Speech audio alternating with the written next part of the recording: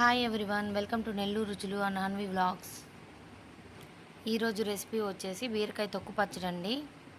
చాలామంది బీరకాయ తొక్కను పారేస్తూ ఉంటారు. నేను చేసే స్టైల్లో అయితే ఒక్కసారి ట్రై చేసి చూడండి. ఎప్పుడైనా మీరు ఇలాగే చేసుకుని అయితే తింటారు. ఒక్క ముద్ద తినే వాళ్ళైతే గిన్నె నిండా తింటారు. అయితే ఈ రెసిపీ ఎలా చేయాలో ఇప్పుడు చూద్దాం రండి. ముందుగా అయితే బీరకాయ తొక్కుని ఇలా ముక్కలు ముక్కలుగా కట్ చేసుకొని ఒక గిన్నెలో వేసుకోండి. శుభ్రంగా వాటర్తో అయితే వాష్ చేసుకోవాలి. ఇప్పుడు పచ్చడి కోసం మనం ఒక 15 నుంచి 20 వరకు పచ్చిమిర్చి అయితే తీసుకోవాలి. మనకి కారం తక్కువ తినాలనుకుంటే కొంచెం తగ్గించుకోవచ్చు.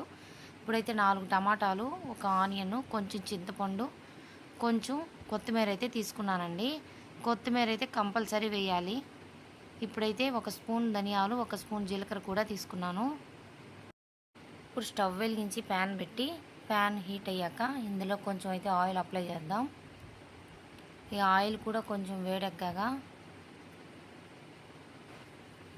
జీలకర్ర, ధనియాలు ఈ ఆయిల్లో వేసుకొని ఫ్రై చేసుకుందాము.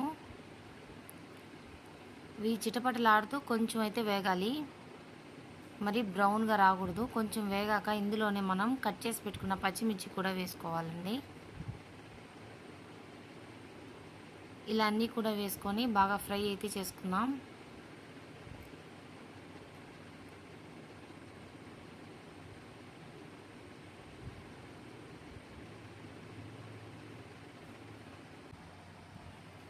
ఇలా అయితే వేగాలి. ఇప్పుడు ఇదంతా ఒక మిక్సీ జార్లోకి తీసేసుకుందామండి. ఇప్పుడు అదే ప్యాన్లో కట్ చేసి పెట్టుకున్న బీరకాయ తొక్కునంతా వేసి ఫ్రై చేసుకోవాలి. నేనైతే ఎక్స్ట్రా ఆయిల్ ఏమి వేయలేదు, ఆ కొంచెం ఆయిల్ సరిపోతుందండి. ఇలా 4 పక్కల కలుపుకుంటూ ఫ్రై చేసుకోవాలి. ఇలా మొత్తం కలిపిన తర్వాత ఒక 5 మినిట్స్ అయితే సిమ్లో పెట్టుకొని మూత పెట్టి ఉడికించుకోవాలి. 5 మినిట్స్ అయిపోయిందండి. బాగా కొంచెం మగ్గినట్టున్నాయి కదా ఆవిరికి. ఇప్పుడు మళ్ళీ ఇంకోసారి ఫ్రై చేసుకోవాలి. ఇక మూత పెట్టిన అవసరం లేదు, ఇలాగే ఫ్రై చేసుకుంటే చాలు. ఇందులోనే 1/2 టీ స్పూన్ అయితే పసుపు వేసుకోవాలి. పసుపు వేయడం వల్ల కలరు కొంచెం బాగుంటుంది, గ్రీన్గా కాకుండా కొంచెం ఎల్లోగా ఉంటుంది పచ్చడి.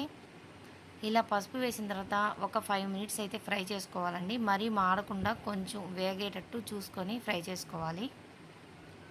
ఇప్పుడైతే వేగిపోయినాయి కదా, ఇవి కూడా మిక్సీ జార్లో అయితే వేసేసుకుంటున్నాను. ఇప్పుడు అదే ప్యాన్లో కొంచెం ఆయిల్ అయితే వేసుకుంటున్నాను. ముందుగా కట్ చేసి పెట్టుకున్న టమాటాలను ఇందులో వేసి ఫ్రై చేసుకుంటున్నాను. ఇందులోనే మనం చింతపండును కూడా వేద్దాం. ఇలా చేయడం వల్ల కొంచెం అయితే మగ్గుతుంది, చింతపండు కూడా కొంచెం మెత్తగా అవుతుంది.